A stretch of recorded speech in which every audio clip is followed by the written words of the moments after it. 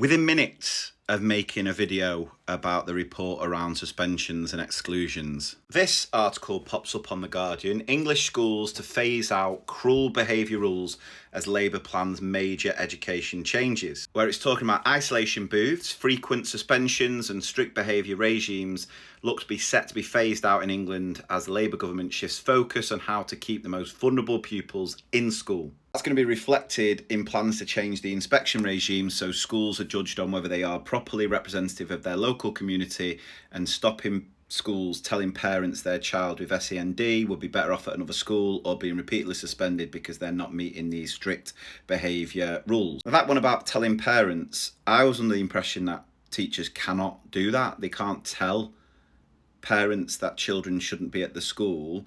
However, I feel for some schools or some teachers, they feel they are almost failing children because they don't have the funding and provision in place to support children with specific educational needs. So Anne Longfield, whose Centre for Young Lives has been working with Labour on this, say looking at the data and talking to young people, it's clear that a large group of kids have been made to feel school isn't for them, and that has to change.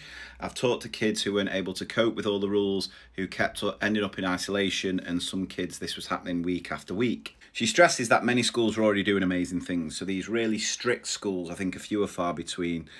Majority of schools are somewhere in the middle, and they are doing amazing things to be inclusive, supporting all the children to learn. But she said the largely academic results focused accountability system, which does not look at things as to whether one school has more pupils with additional needs than another, meant that the schools were effectively punished for taking those children with those needs.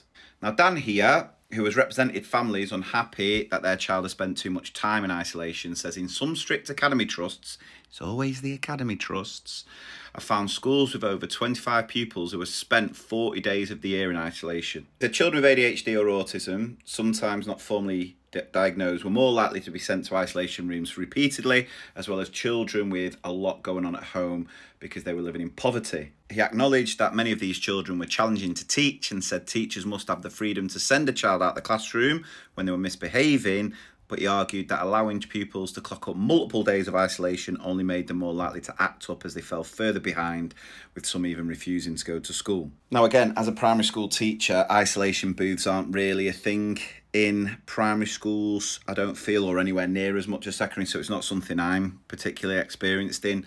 But he's saying here that high use of isolation appears to be an effective tool for improving a school's headline academic results in a short space of time, but at a very big price for every child who ends up being shut out.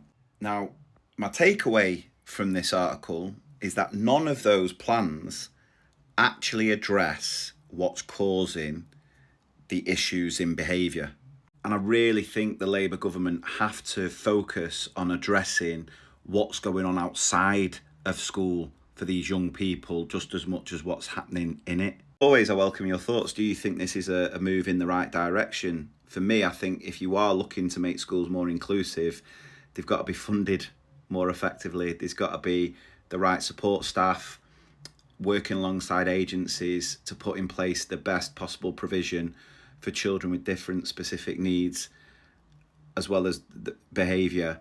And until that happens, I can't see things improving, because teachers are just being expected to do more with less, which is one of the main reasons why we're seeing the spike in the number of suspensions and exclusions.